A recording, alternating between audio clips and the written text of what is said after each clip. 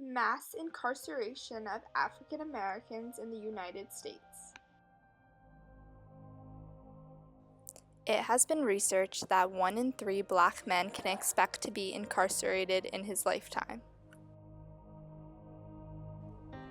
Compare that to 1 in 6 Latino males and 1 in 17 white males. People are not getting the justice they deserve because of their race. Racial injustice has also been recognized throughout the media. A recent report by the U.S. Sentencing Commission shows that over the last 5 years, African-American men have been getting longer prison sentences than white men. And that same report says men getting longer sentences are getting them longer rather than women. While it does not address why judges hand out the longer sentences, Attorney General Eric Holder said last week the numbers disturb him. Speaking in New York, Holder said it's time to ask fundamental questions about our nation's criminal justice system. It doesn't just affect the African American being convicted of the crime, but it also affects their children. Only 1 in 3 of those jailed are convicted for nonviolent crimes. This shows the effects of mass incarceration on our future generations and how unjust the system is. Racial inequality has played a major role in the reason why our prisons are so heavily flooded with people convicted of small crimes. The United States incarcerates more of its citizens than any other nation in the world. The justice system is failing our generation because the racism still in the system is causing many children to grow up without their mothers or fathers. It also points out that it is reported that blacks are 5 times more likely to be jailed than whites. Researchers have noticed that racism is simply a part of the system now, and it is definitely noticed.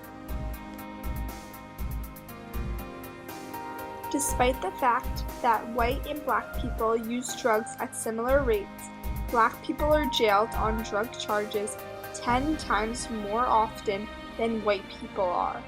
Black people are also 3 times more likely to be arrested for marijuana than white people are.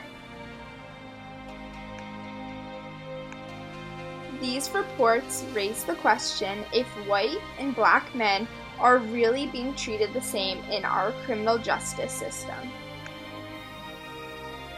Part of our week-long coverage of A Stronger America, the Black Agenda, new analysis of the U.S. prison population finds more black men are incarcerated now than were enslaved in 1850. The figures are stunning. They are sobering, eye-opening numbers. The latest estimates by the Bureau of Justice putting the number of imprisoned African-American men at more than 846,000. While black men account for roughly 6.5% of the U.S. population, they make up 40.2% of the prison population. At the same time of productive bipartisan discussions about improving criminal justice policies and reducing prison populations, the U.S. continues to grapple with troubling racial tensions. The focus of the most recent concern lies in regular reports of police brutality against people of color, some of which have resulted in deaths of black men by law enforcement officers after little or no apparent provocation. This also leads to the unlawful imprisonment of ordinary black males. It needs to be recognized that there truly are racial disparities within our justice system, and something must be done.